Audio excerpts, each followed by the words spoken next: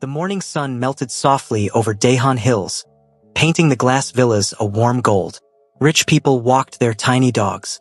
Electric cars hummed quietly along the marble roads. The neighborhood looked peaceful, elegant, almost too perfect.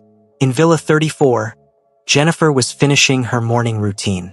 Her daughter, Nala, was already dressed in a pink hoodie, humming cartoon songs while eating her cereal. Jennifer watched her with a smile. That smile every mother wears when she feels blessed to still have something to protect. Jennifer was beautiful in a way that felt effortless. Deep brown skin glowing from the morning light, thick thighs under white shorts, and a calm, quiet aura that made people wonder who she was. A single mother, a widow, a remote worker who earned well enough to live in a place where even the air felt expensive. Jennifer's life was peaceful now, but the road to peace had been painful. Her husband died when she was still pregnant. His sudden heart failure left her carrying a child alone, grieving alone, giving birth alone. She had felt the world collapsing under her feet. So after her daughter's first birthday, she packed up everything and moved to South Korea, a place her late husband once dreamed of visiting. She came to start fresh, and she did. She worked remotely as a business consultant for international firms, making good money. She chose a rich neighborhood on purpose, not to show off, but so her daughter could grow up safe. And for 7 years, nobody disturbed her peace. Until that day. The estate beach was artificial but breathtaking. Soft white sand, crystal blue water, palm trees lining the shore. Only residents were allowed in. Jennifer had tied her braids into a messy bun, wore a golden bikini that hugged her curves perfectly, and lay down on a beach chair, sunglasses on, enjoying the breeze. Nala played in the shallow water with her little floaties. It was a normal day, until he appeared. Jinhwan, the man they whispered about, the man everyone feared, a mafia lord hiding in plain sight. He walked along the shoreline wearing black shorts, shirt open, long hair tied into a low ponytail, tattoos crawling across his body like forbidden art. He looked like trouble, the dangerous kind women whispered about but obeyed. He was used to women falling for him, begging for his attention, blushing when he smirked, melting when he lifted a finger. Then he saw her, Jennifer, her skin glistening in the sun, her curves floating in the water, her laugh soft, pure, unbothered. Something in him stopped. His breath, his focus, his ego. She didn't look like the women he used. She looked like a goddess resting after defeating the world. His body reacted instantly, embarrassingly so. He cursed under his breath, unable to control himself. "Damn," he muttered, looking away before someone noticed the outline forming in his shorts. But the more he avoided looking, the more he looked. And finally, he walked toward her, confidence dripping from every step. He stopped near her beach chair. "You," he said, voice deep, "come have lunch with me." Jennifer removed her sunglasses slowly. "Who are you talking to?" "You," he repeated arrogantly. "I don't ask twice." She blinked, then laughed. "Sir, please, you're blocking my son." He frowned, confused. "Women don't reject me." She raised an eyebrow. "What do you want? A trophy?" "You're beautiful," he said honestly. "I want you." She sighed as if he were a mosquito disturbing her peace. "Security." Jinhwan's jaw dropped. "Excuse me? You're disturbing me. I didn't invite you. Go." The nearest security guard approached in confusion. "Ma'am, is everything okay?" "Yes," she said calmly. "Remove this commoner from my space." The guard froze. Jinhwan froze. Half the beach froze. The mafia lord's eye twitched. He wasn't used to being ignored, or insulted, or dismissed. "I am not a commoner," he hissed. Jennifer shrugged. "If you were important, you wouldn't dress like a background character." The security guard was now pale, terrified, because he knew exactly who this commoner was. Jinhwan took a step forward, his pride boiling. "You should know who I am." "I don't care," Jennifer said. "Move." The guard hurried over, bowing awkwardly. "Sir, she doesn't know." "Shut up," Jinhwan snapped. But Jennifer was already picking up her towel, ignoring him like he didn't exist. She took Nala's hand and walked away without looking back. And that was the moment Jin Huan felt something he hadn't felt since childhood. Rejection, embarrassment, confusion, and something even more dangerous, curiosity. That night, Jin Huan couldn't sleep. He paced his penthouse like a tiger trapped in a glass cage. How? He growled. Did a black woman tell me no? He replayed the moment she laughed at him. The way she didn't care. The way she called him a commoner. No woman had ever humiliated him like that. He slammed his fist against the wall. Who is she? He needed her name, her address, her life history. Something about her was familiar, but he couldn't place it yet. Felt like déjà vu, a memory tugging at the back of his mind. The next morning, he walked to the estate security office. I need the house number of the black woman from the beach, he demanded. The guard gulped, terrified. Yes, sir. Giving out resident information is... Jin Huan looked at him with eyes cold enough to freeze blood. Give me her house number. 10 seconds later, he had it. He ordered the biggest, most expensive bouquet in Seoul. Taller than a child, heavier than a suitcase, covered in roses, lilies, orchids, a spectacle. Then he delivered it himself. Jennifer opened the door, saw the bouquet, then saw him. Her expression, disgust plus disbelief plus irritation. Oh God, she sighed. You again. He straightened his posture confidently. I brought you flowers. For what? For rejecting me yesterday. I accept your apology. Jennifer leaned on the doorframe, stared him dead in the eyes and said, Sir, if you ever come to my house again, I will call immigration, the police, the embassy, the president of Korea, and my ancestors. Jin Huan's mouth parted. She pushed the bouquet into his chest, slammed the door, and locked it. He stood there frozen. For the first time in his adult life, his ego cracked. What kind of witchcraft is this woman? He whispered. He walked away slowly, carrying the giant bouquet like a clown. And that was the exact moment he decided he wasn't giving up. Because Jennifer was the first woman who made the mighty Korean Mafia lord feel small. The world outside Jin Huan's penthouse continued as usual. Birds chirping over the sea. Rich neighbors walking their tiny dogs made sweeping driveways. But inside his home, the atmosphere was boiling. He had never been rejected before. Not once. Not by a trainee idol. Not by politicians' daughters. Not even by married women in luxury clubs who whispered his name like a fantasy. But a black woman in a golden bikini, living quietly in Villa 34, had shattered his ego with one sentence. Remove this commoner. And then the bouquet humiliation. The door slam. The threat to call immigration, police, embassy, president, and ancestors. His men would never let him live it down if they found out. He paced the living room again, trying to understand the unfamiliar feeling growing inside him. Is this shame? He whispered to himself. He touched his chest as if checking for damage. His pride felt bruised. His masculinity felt dented. His dignity felt rearranged.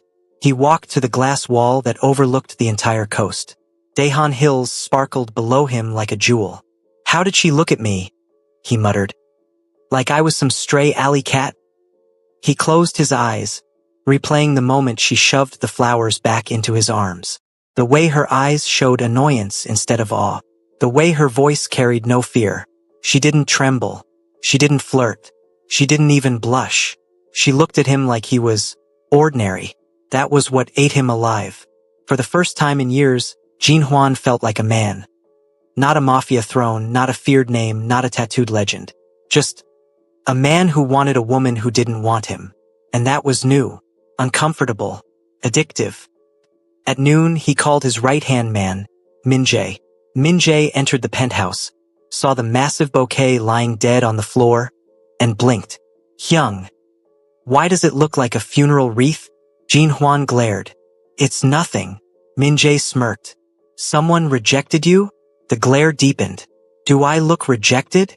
Min Jae looked at the flowers again. Yes. Jin Huan threw a cushion at him. Yeah. Who is she? Min Jae asked, laughing like he wasn't afraid of dying. Jin Huan stayed silent. Min Jae stopped laughing. His eyes widened. No way.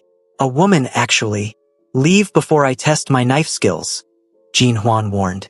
Min Jae left the room chuckling. But even he knew something was wrong with his boss. He had never seen Jean Huan pacing like a stressed husband waiting for his wife to give birth. By evening, Jean Huan was restless. He took a cold shower. Didn't help. He tried lifting weights. Didn't help. He tried watching TV. Got annoyed and threw the remote at the wall. His mind kept going back to the way Jennifer had looked at him. Not with desire. Not with fear. But with irritation, the same expression a mother gives a toddler throwing a tantrum. And that was how his obsession began. Not out of lust. Not out of conquest. Out of confusion. He needed to understand her. Needed to know why she lived alone. Why she was so bold. Why she didn't recognize him. Why she made him feel something he hadn't felt in a long time. Human. The next morning, instead of sleeping in like usual, Jean Huan sat in his office, scrolling through security access logs. He wanted information. Everything. He typed her villa number. 34. A name appeared. Jennifer Aduk. Age 30. Nationality. Kenyan. Occupation. Remote business consultant. Resident since 2 years. Marital status. Widowed. Child. 1. Daughter. 7. His breath paused. Widowed? He leaned back slowly. So she wasn't being rude because she had a man. She wasn't being difficult because she was taken. She wasn't rejecting him because she belonged to someone else.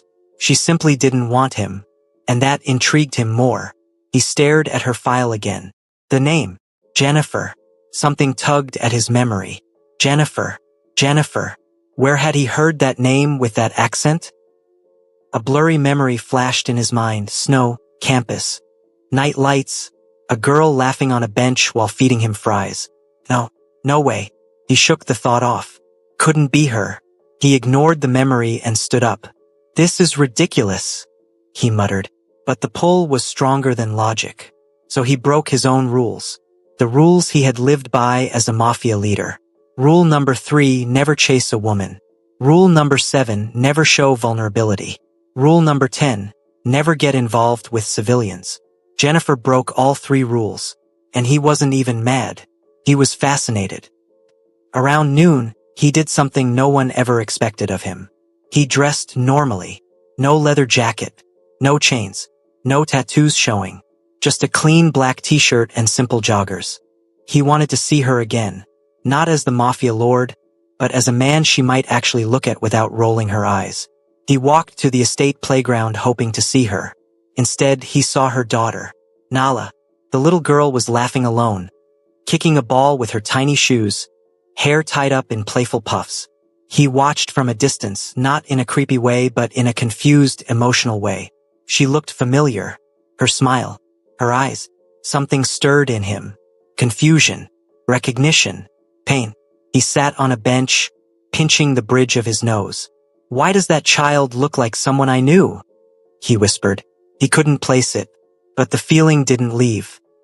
Later that evening, he returned home, opened his laptop, and typed her name differently.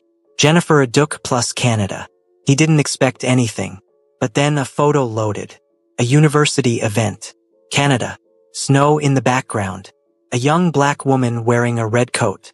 A tall Korean man beside her smiling, short hair. No tattoos, soft eyes. His breath left his body. It was him. From 10 years ago. His hands began shaking. No. He scrolled faster. More pictures. More memories. Him holding her waist in a campus hallway. Her sleeping on his lap in the library. Him wearing her scarf because he liked her scent. It hit him like a train. The woman who rejected him, the woman who embarrassed him, the woman who called him a commoner, was the same girl he had loved in Canada. His first girlfriend. His first heartbreak. His Jennifer. Everything inside him collapsed. He slammed the laptop shut, leaned back on his chair, and covered his face with both hands.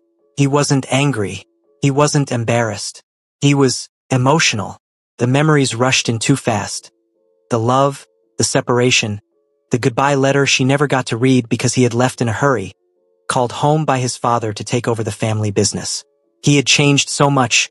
Tattoos, long hair, darkness. No wonder she didn't recognize him. He wasn't the soft boy she once loved. He had become the monster he used to fear. His throat tightened. He wiped his eyes roughly. For the first time in over 8 years, Jinhuan cried. And that was when he decided. He wasn't letting Jennifer go again. Not this time. Not ever. The night was quiet in Daehan Hills, but inside Jinhuan's penthouse, nothing was calm. The world saw him as cold, brutal, untouchable. The Mafia lord whose name made gang rivals tremble. But now, sitting on the edge of his leather sofa, hands shaking, tears drying on his cheeks, he felt like the 20-year-old boy he once was.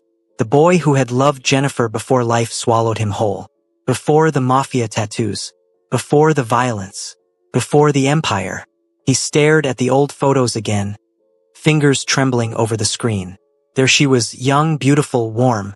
A girl who used to rest her head on his shoulder during snowy evenings. A girl who used to drag him to Tim Hortons for cheap hot chocolate, laughing at his terrible English. A girl who used to tell him, "Gene, don't let the world change you." But the world did change him. Too much. Too deeply. He remembered the last night in Canada, the night he got the call from his father. "You're coming home. Your brother is dead. You are next in line." In a single moment, his life as a normal college boy ended. He had written Jennifer a message, a long one. But fear, confusion, grief, everything mixed, and he never sent it. He left the next morning. No goodbye, no explanation, no closure. And now she was here, older, stronger, colder toward him. He deserved it. He knew that. He leaned back against the sofa, exhaling shakily. "Jennifer," he whispered. "Why now? Why here?" He closed his eyes, trying to calm his heartbeat, but memories flooded him instead. 10 years ago, Canada winter.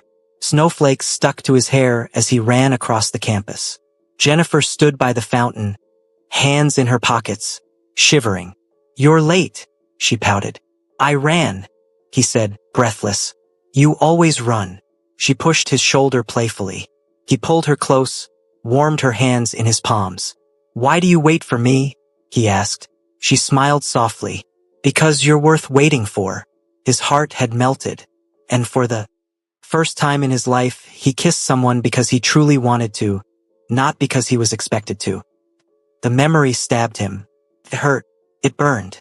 It made his chest tighten.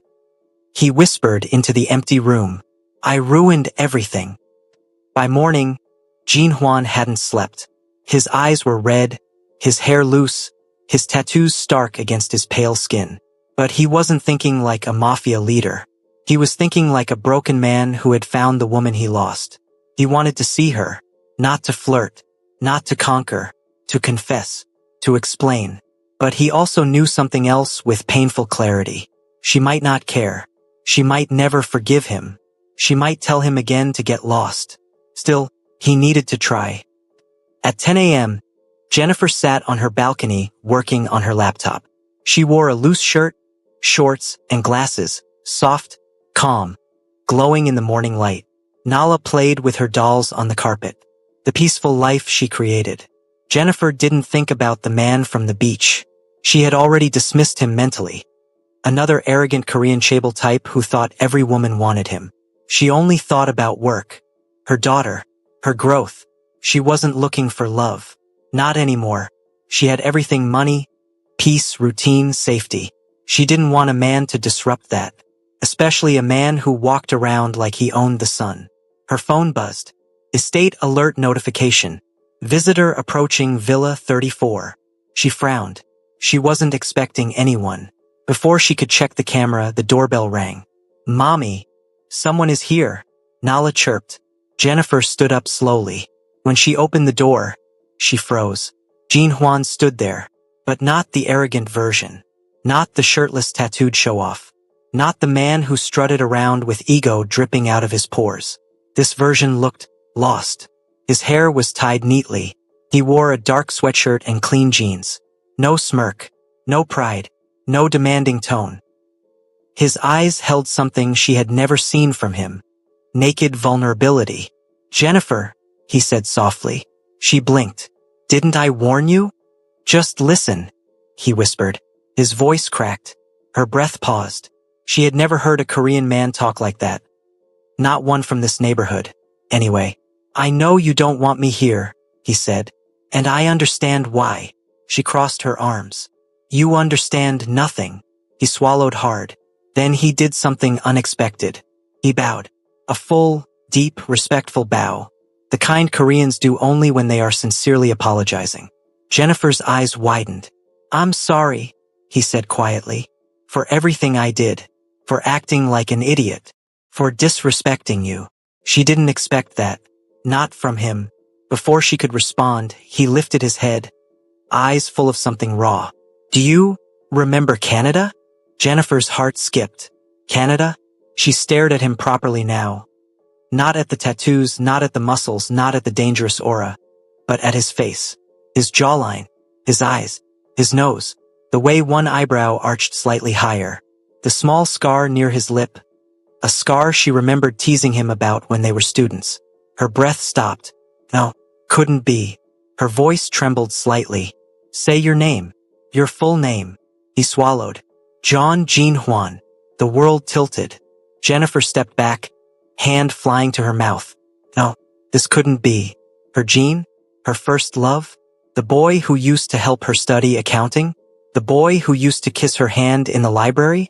The boy who vanished without a goodbye? She stared at the man in front of her. The long hair, the tattoos, the dangerous presence, and suddenly his face shifted in her mind. She saw the younger version. Softer, gentler, warm. Her knees weakened. "Why?" she whispered, voice breaking. "Why did you leave me?" He flinched as if the question stabbed him. "I didn't want to," he said. "Then why?" He looked down. "I was called home. My brother died. I had to take over the family business. Everything happened too fast. I didn't even know how to say goodbye." She clenched her jaw. "So you just disappeared." "I was a coward," he whispered. "And you deserved better." Silence. Sharp, pain-filled, unfinished. Nala peeked at the door. "Mommy? Who is he?" Jennifer snapped out of her frozen state. "A stranger," she said quickly. "Back inside." Nala obeyed, sensing the tension. Jennifer turned back to him. Her voice was cold now. "I don't care if we knew each other before. That was a lifetime ago. We're not those people anymore." He nodded slowly. "I know. And whatever this is," she said firmly, "it ends here. Please don't contact me again." He closed his eyes for a moment of silent, painful acceptance. Then he whispered, "I'm sorry, Jennifer, truly," and he walked away. But Jennifer didn't know something. As he walked, the guilt inside him grew so heavy, so consuming, so desperate, that it would push him to do something reckless, something stupid, something that would drag both their lives into a storm. Because Jean Hwan believed losing her once was fate. Losing her again? Impossible. And this time, his obsession would become dangerous. Deadly dangerous. The estate was quiet that morning. The soft sunlight draped the villas in gold and the faint breeze rustled the palm trees. It was a perfect day, the kind that made people forget the world outside, forget the chaos, forget the dangers. But not for Jean Hwan. He had already gathered everything about Jennifer. Villa 34, routines, habits, even her favorite coffee from the nearby cafe. Security cameras, estate logs, social media profiles. Nothing escaped his notice. For a man used to controlling empires, it had been almost too easy. But this wasn't about control. This was different. He wasn't here for power. He wasn't here to humiliate her. He just wanted her attention, her notice, her acknowledgement. Something he hadn't gotten in years. Something he hadn't known he missed until now. From a distance, he watched her daughter, Nala, playing in the small estate playground. The little girl's laughter carried across the sand-colored courtyard, soft yet piercing to him. She reminded him of Jennifer at that age. Bold, carefree, innocent. He could see the same spark in her eyes, the same determination in the way she kicked the ball, the same mischievous tilt of her head. Jean Hwan's chest tightened. "She's hers," he whispered, almost reverently. The reason she is still untouchable. And in that moment he made a reckless decision. Not cruel, not violent, just bold. Just enough to get Jennifer's attention. He approached the playground slowly, arms relaxed, face calm. Children turned to stare at the tall, tattooed man, but he ignored them. He smiled softly at Nala. Hey there, he said in gentle Korean, kneeling down to meet her eyes. Nala froze for a second. Her instinct whispered caution, but she saw no threat in him. She only saw the stranger kneeling, smiling, handing her a small chocolate bar wrapped neatly in gold foil. Want one? He asked. Nala hesitated, then nodded. She took the chocolate and unwrapped it, eyes lighting up. He lifted her to a corner. From a distance, Jennifer noticed the interaction immediately. Who is that? She called out, her voice tight, sharp with suspicion. Nala waved at her mother, giggling. Jennifer's heart skipped. Her mind recognized the tattoos, the long hair, the silhouette. Her stomach dropped. And then she saw him, Jin Huan, standing a few steps away, as calm and composed as a predator waiting. She narrowed her eyes. What are you doing with my daughter? She shouted, storming toward him. He looked at her and raised a hand as if to stop her. Relax, he said softly. She's fine. I'm not hurting her. Jennifer didn't listen. She reached Nala and grabbed her hand. Step away from her. Now. Jin Huan's lips curved into a small, calm smile. Actually, he said, tilting his head, I thought it might be easier if she came with me for a few minutes. Jennifer's eyes widened. What? No, absolutely not. Relax, he repeated, this time kneeling to Nala's level again. We're just going to walk a bit. Mommy can watch. Nala looked at him curiously. Something about his calm, gentle demeanor made her hesitate. Come on, he whispered, taking her small hand. Jennifer's blood boiled. She rushed forward, trying to pull Nala back. But Jin Huan was prepared. He didn't pull or fight. He just walked. Slowly, calmly, deliberately, holding Nala's hand in a way that made it clear there was no harm, yet enough to grab her attention. You're crazy, Jennifer screamed. Not crazy, he said softly, barely audible. Intentional. Jennifer's heart raced.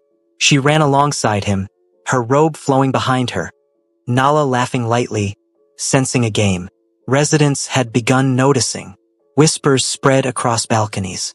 Security guards started moving in. But Jin Huan didn't panic. He smiled faintly at the chaos. He led Nala down the villa's private path to a small, secluded garden nearby. Jennifer followed, out of breath. Now, she shouted. Release my daughter. He stopped, Nala in hand. He looked at Jennifer, calm, gentle. Jennifer, he said, his voice low, sincere. I just wanted your attention. I wanted you to notice me. Jennifer froze. You kidnapped my child, she spat. No, he said softly, kneeling down again. I brought her here safely. She's fine. See? She's smiling. She trusts me. I just needed you to look at me for more than a second on the beach. Jennifer's eyes burned with fury. You, what is wrong with you? He looked at her earnestly. Nothing is wrong with me. It's you I need to see. It's always been you. Jennifer's legs wobbled. Anger, confusion, and something else. Something she didn't want to admit, churned in her stomach. You have no right, she whispered, grabbing Nala's hand firmly. He nodded. I know, and I won't push further. But please, look at me. Really look. Nala looked between them, sensing tension. Mommy, he's not mean, she said softly. Jennifer's chest tightened. The way he handled her daughter, gently, carefully, confused her further. This man, this mafia lord who could crush entire gangs with a word, handled her child like she was fragile crystal. Something stirred deep inside her, but her anger surged back. You are insane, she said, and I swear, if you ever touch us again, I'm not going to hurt you, he said calmly. I promise, but I can't stop thinking about you. Not now, not ever. Jennifer stepped back, seething. Get out of my sight, she hissed. Before I call security. Jinhuan didn't move. He watched her, letting her rage flow like a storm, understanding that this woman, this black queen who laughed in the face of his ego, was unshakable. After a long moment, he slowly released Nala's hand and stood. Fine, he said softly. I'll go.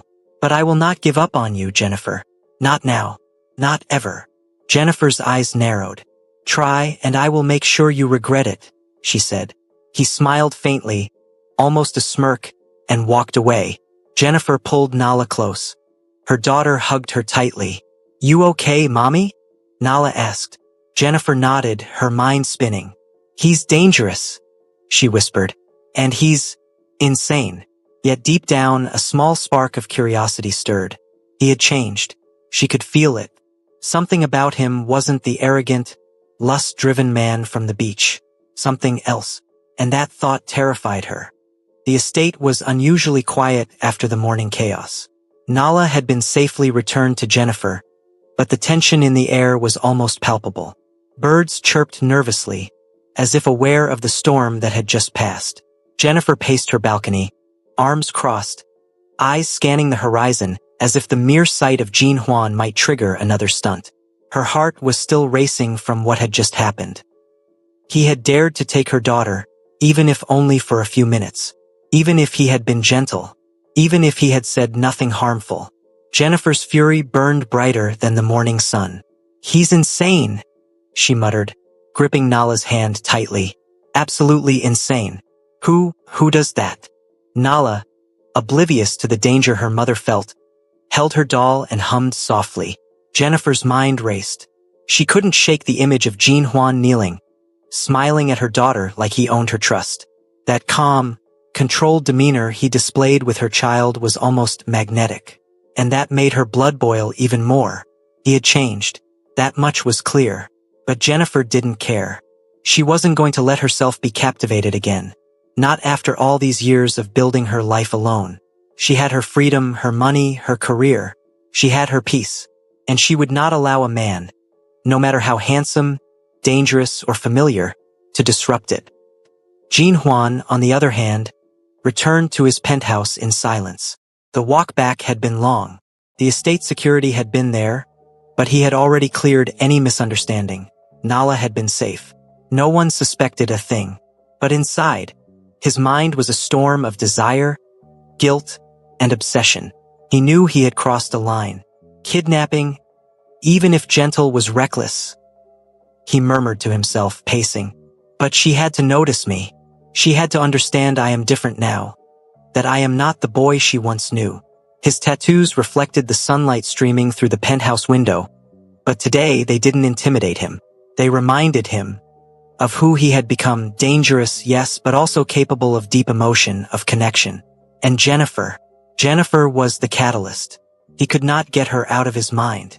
Not her voice, not her laughter. Not the way she had glared at him with equal parts fury and disbelief. Not the way she had protected her daughter with unwavering strength. Every detail haunted him, and he realized something he had never admitted before. He didn't just want her. He needed her. Meanwhile, Jennifer was already drafting security upgrades. New cameras, restricted access points, stricter visitor protocols. Her daughter's safety was paramount. She would not allow another stunt like today. Still, the memory of Jinhuan's eyes lingered. Vulnerable, honest, intense, human. She shook her head. No, she would not think of him like that. He was dangerous. He could destroy everything. Yet part of her wanted answers. Why had he come? Why had he risked everything for a moment with her daughter? And the strangest thought hit her. He had changed. The boy she had once loved in Canada had vanished years ago. The man who stood before her today was something else entirely. And she wasn't sure if she hated it or feared it. Jinhuan, unable to contain himself, returned the next day. He didn't approach her directly. He lingered near her villa at a distance, watching, waiting, studying. He had already gathered all her routines. He knew when she left for grocery runs, when she went to the playground with Nala, even her favorite coffee breaks. Every detail was logged in his mind. But he didn't follow for control anymore. He followed because he had to understand her. From the shadows, He watched Jennifer coaching Nala on how to ride her bicycle. She laughed at her daughter's wobbling attempts, the soft curls of her hair bouncing with every push. Jinhuan's chest tightened. The child reminded him of Jennifer herself. Confident, unyielding, unafraid. And he realized, seeing her with Nala, he understood the stakes. She had everything to lose, and he would never risk hurting her. Yet he still wanted her. He wanted her attention, her laughter, her acknowledgement. He wanted her in a way he had never wanted anyone. Later that evening, he left a small, discreet gift on her doorstep. Nothing huge, nothing extravagant. Just a delicate, hand-carved wooden figure, the kind that spoke of thoughtfulness rather than ego. When Jennifer found it, she was furious. "Is this a joke?" she muttered, cradling Nala in her arms. The gift carried no note, no explanation. But she knew it was him. The style, the precision, the detail. Only Jinhuan would dare leave something without claiming it. Nala peeked at her mother. "Mommy, he's nice," she said softly. Jennifer's glare could have shattered steel. "Nice?" she hissed. "Kidnapping is not nice." Her hands trembled slightly, not from fear, but from the storm inside her. Rage, confusion, something else she refused to name. Jinhuan, meanwhile, returned to his penthouse with a mixture of satisfaction and frustration. Jennifer had seen the gift. She had known it was from him. She had not screamed, not called security, not even reported him to the estate head. That small acknowledgement, however indirect, fed his obsession. He replayed her expression again and again. The moment of fury, the blink of surprise, the tension in her jaw. He was addicted, and he knew what he needed to do next. The days that followed were a delicate dance. Jennifer increased her security, made stricter schedules, and monitored Nala closely. Jinhuan studied her, watched her routines, stayed in the shadows. Every glance, every gesture, every laugh of Nala's was a spark that ignited his desire to reach her, to speak to her, to prove that he had changed. And Jennifer, she hated that she thought about him at all. She hated that her chest sometimes tightened when she imagined him near Nala, smiling gently. She hated that part of her mind admitted, just for a moment, that he had power over her emotions again. She hated him, she loved him, and that was the danger. Hey besties, this is just the beginning. Who is ready for episode 2? Can you like, subscribe and share?